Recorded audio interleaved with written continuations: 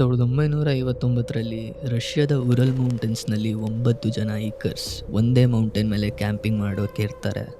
ಎಲ್ಲರೂ ಕೂಡ ಎಕ್ಸ್‌ಪೀರಿಯನ್ಸ್ಡ್ ಹೈಕರ್ಸ್ ಆಗಿರ್ತಾರೆ. ಅವ್ರಿಗೆ ಈ ಸ್ನೋ ಆಗಲಿ, ಈ ಕೋಲ್ಡ್ ಆಗಲಿ, ಮೌಂಟೇನ್ಸ್‌ನ ಕಂಡೀಷನ್ ಆಗಲಿ ಇದ್ಯಾವುದು ಹೊಸದೇನಲ್ಲ. ಬಟ್ ಆ ರಾತ್ರಿ ಏನೋ ಒಂದಾಗುತ್ತೆ.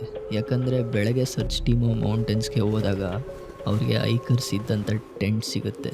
ಆದರೆ ಟೆಂಟ್ ಒಳಗಡೆಯಿಂದ ಕಟ್ಟಾಗಿರುತ್ತೆ. ಅಷ್ಟೇ ಅಲ್ಲ, ಅವರ ಶೂಸ್, ಅವರ ಜಾಕೆಟ್, ಅವರ ಇಂಪಾರ್ಟೆಂಟ್ ಸ್ಟಫ್ಸ್ ಬಹುತೇಕ ಎಲ್ಲವೂ ಟೆಂಟ್ ಒಳಗಡೆನೇ ಇರುತ್ತೆ. ಅಂದರೆ ಇಮ್ಯಾಜಿನ್ ಮಾಡಿ, ಹೊರಗಡೆ ಟೆಂಪರೇಚರ್ -25 ಡಿಗ್ರಿ ಸೆಲ್ಸಿಯಸ್ಗಿಂತ ಕೆಳಗಡೆ ಇರುತ್ತೆ.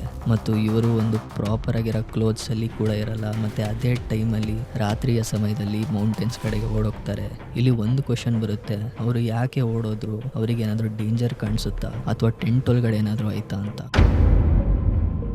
ಸರ್ಚ್ ಟೀಮು ಮುಂದೆ ಹೋಗಿ ನೋಡಿದಾಗ ಆ 9 ಜನ ಒಂದೇ ಜಾಗದಲ್ಲಿ ಇರಲ್ಲ. ಕೆಲವರ ಬಾಡೀಸ್ ಫಾರೆಸ್ಟ್ ಹತ್ರ ಸಿಗುತ್ತೆ, ಇನ್ನು ಕೆಲವರ ಬಾಡೀಸ್ ಬೇರೆ ಬೇರೆ ಜಾಗದ ಹತ್ರ ಸಿಗುತ್ತೆ. ಕೆಲವರಿಗೆ ಸೆವಿಯರ್ ಇಂಜುರೀಸ್ ಆಗಿರುತ್ತೆ, ಮತ್ತೆ ಹಲವಾರು ಎಕ್ಸ್ಟ್ರೀಮ್ ಕೋಲ್ಡ್ನಿಂದ ಅಂದರೆ ಹೈಪೋಥೆರ್ಮಿಯಿಂದ ಸತ್ತಿರ್ತಾರೆ. ಆದರೆ ಈ ಎಂಟೈರ್ ಕೇಸ್ನಲ್ಲಿ ಅತ್ಯಂತ ಕ್ರೀಪಿ ಡೀಟೇಲ್ ಏನು ಗೊತ್ತಾ? ಅವರು ಬದುಕಿದಾಗಲೇ ತಮ್ಮ ಟೆಂಟ್ನ ಬಿಟ್ಟು ಆ ಫ್ರೀಸಿಂಗ್ ಡಾರ್ಕ್ನೆಸ್ ಒಳಗಡೆ ಹೋಗ್ತಾರೆ ಅಂತ. ಈ ಇನ್ಸಿಡೆಂಟ್ ನಂತರ ಹಲವಾರು ಥಿಯರೀಸ್ಗಳು ಬರ್ತವೆ.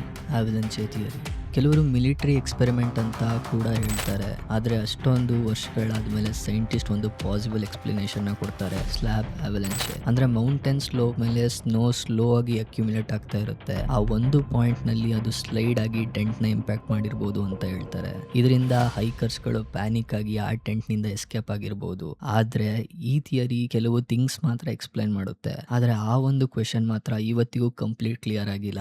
ಆ ರಾತ್ರಿ ಆ 9 ಜನರಿಗೆ ಅಷ್ಟೊಂದು ಪ್ಯಾನಿಕ್ ಯಾಕೆ ಆಗ್ತಾರೆ? ಅವ್ರಿಗೆ ಯಾಕೆ ತಮ್ಮ ಸೇಫ್ಟಿಗಿಂತ ಹೊರಗೆ ಓಡೋಗೋದನ್ನ ಚೂಸ್ ಮಾಡ್ತಾರೆ? ಇದೇ ಕಾರಣ ಡಾಲ್ಟೋಲ್ ಪಾಸ್ ಇನ್ಸಿಡೆಂಟ್ ಇವತ್ತಿಗೂ ವರ್ಲ್ಡ್ಸ್ ಮೋಸ್ಟ್ ಡಿಸ್ಟರ್ಬಿಂಗ್ ಮಿಸ್ಟ್ರಿ ಆಗಿದೆ.